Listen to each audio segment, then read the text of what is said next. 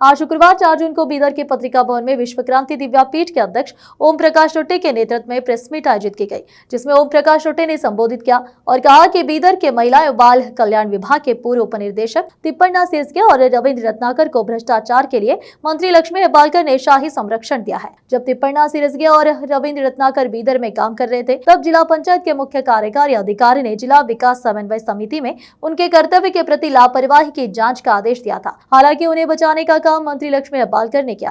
KP news के cameraman Pappuraj का coverage. देश विदेश और स्थानीय समाचारों के लिए चैनल को लाइक, शेयर और सब्सक्राइब करना ना भूलें। ಮಾಧ್ಯಮ ಮಿತ್ರರಿಗೆ ತುಂಬ ಸ್ವಾಗತ। ಇವತ್ತು ಪತ್ರಿಕಾಗೋಷ್ಠಿಯ ಉದ್ದೇಶ ಅಂದರೆ ಸುಮಾರು ಬೀದರ್ ಜಿಲ್ಲೆಯಲ್ಲಿರ್ತಕ್ಕಂಥ 2021ರಿಂದ ಇರ್ತಕ್ಕಂಥ ಪ್ರತಿಯೊಂದು ದಾಖಲೆಗಳನ್ನು ಭ್ರಷ್ಟಾಚಾರ ಮಾಡಿದಂತೆ ಎಲ್ಲ ದಾಖಲೆಗಳನ್ನು ಹಂಚಿಕೊಟ್ಟಾಗ ಸತತವಾಗಿ 4 ವರ್ಷದ ಹೋರಾಟದ ನಂತರ ಈ ಅಧಿಕಾರಿಗಳ ಮೇಲೆ ತನಿಖಾ ತಂಡವನ್ನು ಕೂಡಿಸಿದೆ. ಬೀದರ್ ಜಿಲ್ಲೆಯಲ್ಲಿ ಇವತ್ತು ಎಲ್ಲ ಅಧಿಕಾರಿಗಳು ಇಷ್ಟು ಭ್ರಷ್ಟಾಚಾರಕ್ಕೆ ಇಳಿದಿದ್ದಾರೆ ಅಂತ ಹೇಳುತ್ತಿರುವಂಥ ಸ್ಥಿತಿ ಇವತ್ತು ಬೀದರ್ ಜಿಲ್ಲೆಯಲ್ಲಿ.